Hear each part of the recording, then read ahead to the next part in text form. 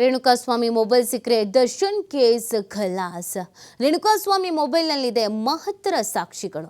ಸಾವಿಗೂ ಮುನ್ನ ರೇಣುಕಾಸ್ವಾಮಿ ಮೊಬೈಲ್ನಲ್ಲೇ ಕ್ಷಮಾಪಣೆಯನ್ನ ರೆಕಾರ್ಡ್ ಮಾಡಿಕೊಳ್ಳಲಾಗಿತ್ತಂತೆ. ಕ್ಷಮೆಯನ್ನ ಕೇಳಿಸಿ ವಿಡಿಯೋವನ್ನ ಚಿತ್ರೀಕರಿಸಿದ್ರು ದುರುಳರು ಅನ್ನೋದು ಗೊತ್ತಾಗ್ತಾ ಇದೆ. ಕಡಿಯದಾಗಿ ರೇಣುಕಾಸ್ವಾಮಿ ಮೊಬೈಲ್ ಟವರ್ ಲೊಕೇಶನ್ ಮೋರಿ ಬಳಿಯೇ ಪತ್ತೆ ಆಗಿದೆ. ಚಿತ್ರಹಿಂಸೆ ಕೊಟ್ಟಿದ್ದನ್ನ ರೇಣುಕಾಸ್ವಾಮಿ ಮೊಬೈಲ್ನಲ್ಲೇ ರೆಕಾರ್ಡ್ ಕೂಡ ಮಾಡಿಕೊಳ್ಳಲಾಗಿದೆ. ಸಾಯೋ ತನಕ ಇದನ್ನ ನೀನು ಡಿಲೀಟ್ ಮಾಡಬಾರ್ದು ಅಂತ ಆವಾಜನ್ ಬೇರೆ ಹಾಕಿದ್ರಂತೆ. ಚಿತ್ರಹಿಂಸೆ ವಿಡಿಯೋವನ್ನ ರೆಕಾರ್ಡ್ ಮಾಡಿರೋದೇ ರೇಣುಕಾಸ್ವಾಮಿ ಮೊಬೈಲ್ನಲ್ಲಿ ಅಂತ ಕೂಡ ಪೊಲೀಸರಿಗೆ ಅನುಮಾನ ಶುರು ಆಗ್ತಾ ಇದೆ.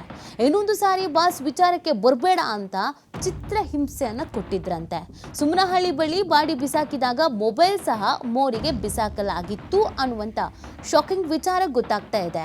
ಹಾಗಾಗಿ ನಿನ್ನೆಯಿಂದ ರಾಜಕಾಲುವೆಯಲ್ಲಿ ರೇಣುಕಾ ಮೊಬೈಲ್ಗಾಗಿ ಹುಡುಕಾಟವನ್ನು ಮಾಡಲಾಗ್ತಾ ಇದೆ. ನೀರಲ್ಲಿ ಬಿದ್ದಿದ್ರು ಫೋನ್ ರಿಟ್ರೀವ್ ಮಾಡಬಹುದು ಅಂತ FSL ಬೇರೆ ಹೇಳಿದೆ.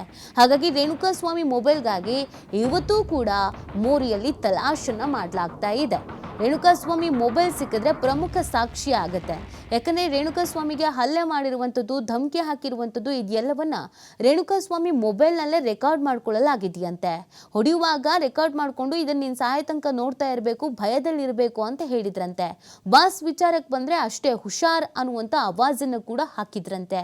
ಆ ಕಾರಣಕ್ಕಾಗಿ ಹಿಂಸೆಯನ್ನ ನೀಡಿರುವಂಥ ಒಂದು ವಿಡಿಯೋ ಅದು ರೇಣುಕಾಸ್ವಾಮಿ ಮೊಬೈಲ್ನಲ್ಲೇ ಇದೆ ಅಂತ ಮೊಬೈಲ್ ಪತ್ತೆಗಾಗಿ ಇದೀಗ ಶೋಧವನ್ನ ಮಾಡಲಾಗ್ತಾ ಇದೆ. ನೆನೆಯೂ ಕೂಡ ಮೋರಿಯಲ್ಲಿ ಶೋಧವನ್ನು ನಡೆಸಲಾಗಿತ್ತು. ಇವತ್ತೂ ಕೂಡ ಶೋಧ ಕಾರ್ಯವನ್ನು ಮುಂದುವರಿಸ್ತಾ ಇದ್ದಾರೆ.